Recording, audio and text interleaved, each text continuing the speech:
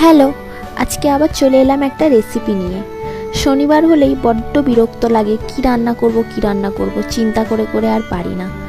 নিরামিষ হলেও মুখরোচক কিছু না হলে খাবার যেন মুখে উঠতেই চায় না। তাই বরকে জিজ্ঞেস করলাম আজকে কি রান্না করব। আর বরেদের একটাই কথা, তোমার যেটা ভালো লাগে করো, কিন্তু আমার যেটা ভালো লাগে আমি করলেও কিন্তু সে খাবে না। তো তাই ভেবেচিন্তে দেখলাম কি করা যায়।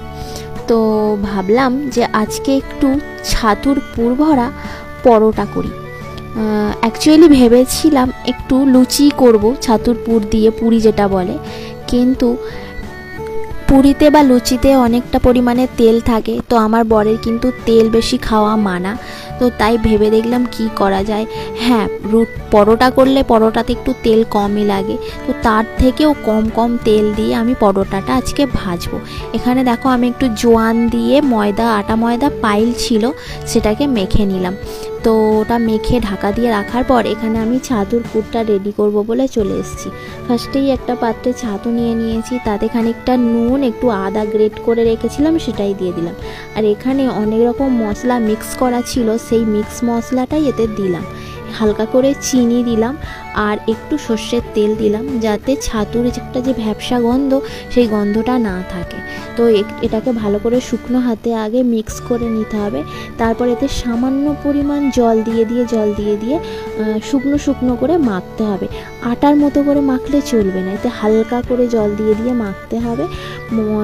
বেসনটা যখন দেখবে যে একটু টাইট হয়ে এসেছে, তখন এটাকে ছেড়ে দিতে হবে। হ্যাঁ, এইভাবে লাড্ডু করে রাখলে হবে না।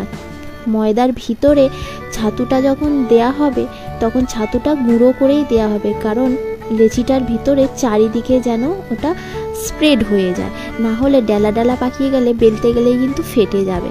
এখানে দেখো আমি লেচিগুলোকে নিয়ে আর একটা করে ছাতুর পুর দিতে শুরু করেছি। এইভাবে দেখো গুঁড়ো করে ছাতুর পুরগুলোকে দিয়ে দিতে হবে। দিয়ে তারপরে হালকা করে আস্তে করে মুড়ে আর একটু অল্প করে ময়দা ও তেলেও বেলা যায়। আমি তেলটা যেহেতু বেশি দেব না, তো তাই একটু ময়দা দিয়ে হালকা হাতে এটাকে বেলে নেব। এইভাবে দেখো হালকা করে একটু মোটা রাখতে হবে, তবে ওটা ফুলবে বা খেতেও টেস্টি হবে আর একটু নরমও থাকবে। বেশি পাতলা হয়ে গেলে কিন্তু জিনিসটা খেতে ভালো লাগবে না। এখানে দেখো আমি চাটুতে করে করছি না, কারণ তেল দেবো তো চাটুটা পুড়ে যাবে, যার কারণে আমি কড়াতে করেই করলাম। আর এখানে দেখো হালকা করে অল্প করে তেল দিচ্ছি, আর জিনিসটা দেখো কত সুন্দর ফুলছে, একটুও ফেটে যায়। পরোটাটা দেখো কত সুন্দর নরম আর সফট হয়েছে, এটা হাত দিয়ে দেখলেই বুঝতে পারা যাচ্ছে। আর এর সঙ্গে আমি একটু নিরামিষ পটল আলুর তরকারি করেছিলাম কালো জিরে দিয়ে। তো চলো বরকে এবারে খেতে দিয়ে দিই। ভিডিওটা কেমন লাগলো অবশ্যই জানিও, ভালো লাগলে একটা লাইক করে দিও। টাটা।